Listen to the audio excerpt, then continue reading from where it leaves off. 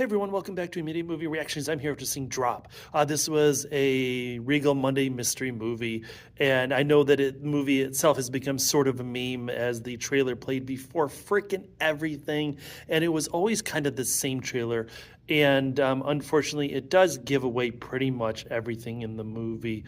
This does star Megan Fahey as Violet, who is a therapist, counselor, psychiatrist, psychologist, something.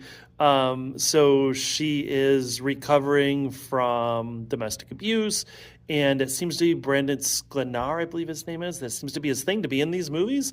And so she's going on her first date, and it's with Brandon. And as she goes there, we've all seen the trailer that these weird airdrop type things start coming in, telling her to basically murder her date.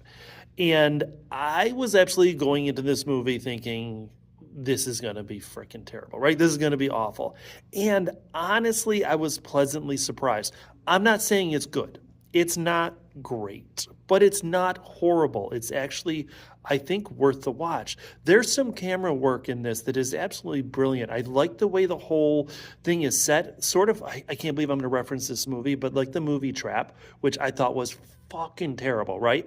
But this movie is the same sort of way. When it's within that bottle, when it's contained, when it's that scene and it's going around the restaurant, right? That is where it's interesting, when it's that mystery and what is going to happen and where is this coming from and trying to figure it out. There's so many plot holes. So obviously Brandon, who plays Henry, I think his name is, he's on a date with her for the first time and the drops start coming in. He knows something is going on, but he never really pushes it or tries to do anything about it, other than at one point walking around the restaurant and trying to determine within 50 feet this thing has to be dropped within 50 feet. And from there he kind of just oh my God, he drops it, right? He forgets about the whole thing. Every once in a while, it kind of comes back as she's like in the bathroom for extended periods of time. There's cameras everywhere. There's all this sort of weird setup. And unfortunately, it does try to red herring us into believing that it might be this person, it might be that person, but it's pretty obvious who the hell it is. And I don't think there's a whole lot of mystery there. And like I said, with Trap, the movie is okay or fine. Actually, this is so much better than Trap.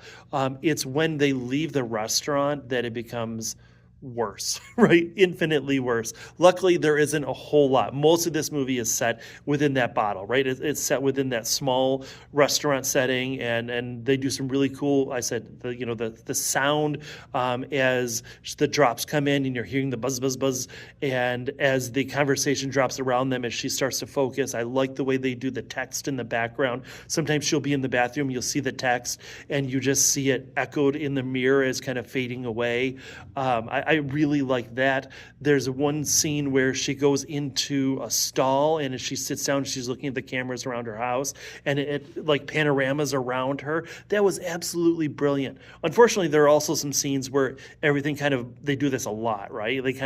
Everything blacks out except for the one character they want you to focus on. And they, like I said, they throw out all these clues, these red herrings. Is it the woman in pink? Is it the tech genius? Is it the prom king? All these things that are going on. And if you pay any attention at all, that it's not really any of them.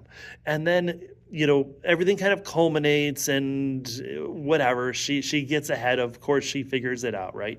And then she has to rush home because at the same time that she is held prisoner at the restaurant, or hostage at the restaurant, her son and her sister are being held hostage at home. And somehow she can drive across like all of Chicago with, through construction sites, no police stopping her. She makes it all the way back home to, come in. And the end of this movie is freaking stupid, right? Like how it all ends. They are the worst. They're the worst killers. Sorry, maybe that's too much of a spoiler. But anyway, it is actually the very, very end scene is kind of funny. There's some humor there. Overall, I'm going to give this movie a 6. I don't think it's worth going out to see in the theater. However, I think it is definitely a streamable movie, and I would, in some cases, maybe put it up to a 7. I think people around me were laughing, or at least seemed to be enjoying themselves. There were some gasps, right? So maybe, for me, as jaded and as cynical as I am, seeing so many movies, that maybe some of it was a little too obvious. But otherwise, if you do like mysteries, I think they really do a good job of bringing in the idea of the technology and what can be done as we're cloning phones and people are getting a hold of your information and all that. The actual story behind it is where it falls apart. But other than that, yeah, six, I think this is a good streamable movie. You're probably not going to hate it. So anyways, there we are. Thank you. I do appreciate you all. Please like, share, subscribe. I'll see you after the next movie.